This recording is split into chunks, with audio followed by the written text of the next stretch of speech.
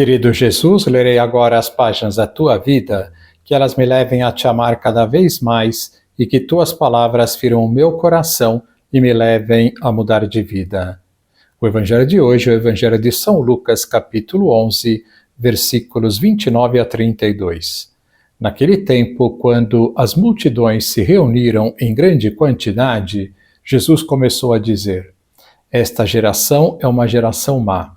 Ela busca um sinal, mas nenhum sinal lhe será dado a não ser o sinal de Jonas. Com efeito, assim como Jonas foi um sinal para os ninivitas, assim também será o Filho do Homem para esta geração. No dia do julgamento, a Rainha do Sul se levantará juntamente com os homens desta geração e os condenará, porque ela veio de uma terra distante para ouvir a sabedoria de Salomão, e aqui está quem é maior do que Salomão. No dia do julgamento, os ninivitas se levantarão juntamente com esta geração e a condenarão, porque eles se converteram quando ouviram a pregação de Jonas. E aqui está quem é maior do que Jonas. Palavra da salvação. Glória a vós, Senhor. Vamos olhar para Jesus. Jesus, no Evangelho de hoje, fala-nos do profeta Jonas. Este profeta não se parece muito com os outros. Ao pedido de Deus que vá à cidade de Nínive, que era uma cidade pagã situada na Mesopotâmia, para anunciar a destruição daquela cidade, caso ela não se convertesse devido aos seus muitos pecados, o profeta Jonas se recusa, dizendo que eles eram inimigos dos judeus e então não tinha por que ajudá-los a serem salvos da destruição por parte de Deus. Jonas, então, ao invés de pegar um barco e ir em direção à cidade de Nínive, pega um barco e vai na direção contrária.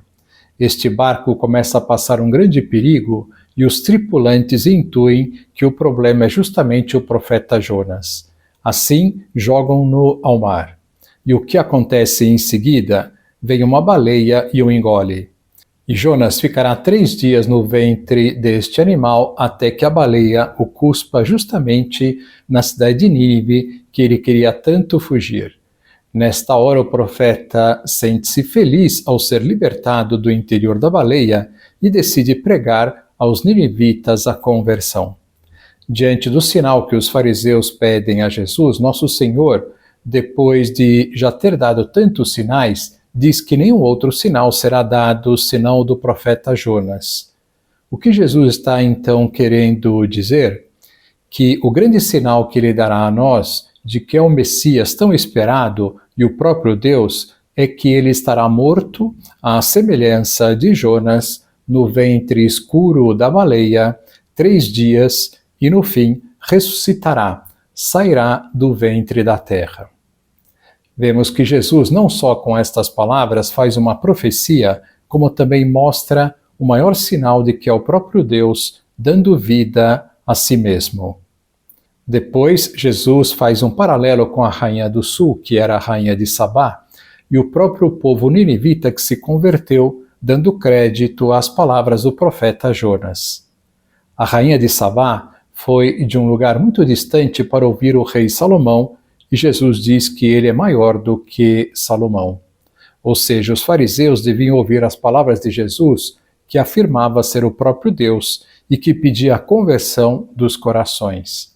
E os fariseus precisavam se converter da soberba, da empáfia, que os deixava cegos para as palavras de Nosso Senhor e persistiam no seu pecado. Os ninivitas também ouviram a voz do profeta Jonas, e ali estava alguém que é maior que o profeta, pois é o próprio Deus. De fato, os ninivitas, não sendo judeus, ouviram o apelo de Jonas de que deviam se converter dos seus pecados. E desde o rei até os animais, todos se vestiram de sacos de cinza e fizeram penitência. Com mais motivo, temos que ouvir a voz de Jesus e fazer penitências pelos nossos pecados, caso queiramos nos salvar e ir para o céu. Deus nos ensina que todo o pecado que tivermos cometido, teremos que fazer penitência por ele. De modo especial pelos pecados mortais. Temos que não só pedirmos perdão na confissão dos pecados mortais, como fazer penitência oferecer sacrifícios a Deus pelos pecados cometidos. Que sacrifícios nós podemos fazer pelos nossos pecados cometidos?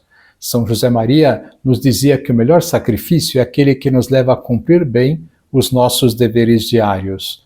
Assim, este sacrifício será não só acessível, como também o faremos diariamente.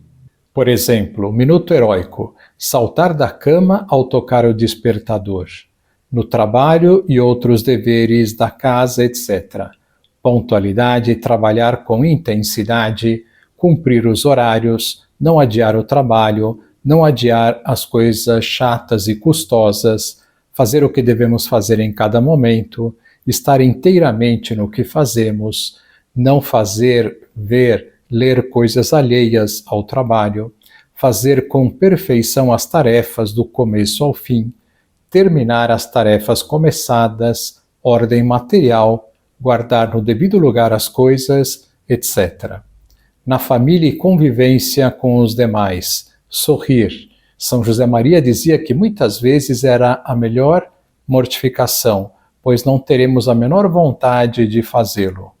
Combater as chatices, a ironia, os comentários inoportunos, os comentários negativos, as reclamações, as teimosias, as interrupções na fala do outro, etc.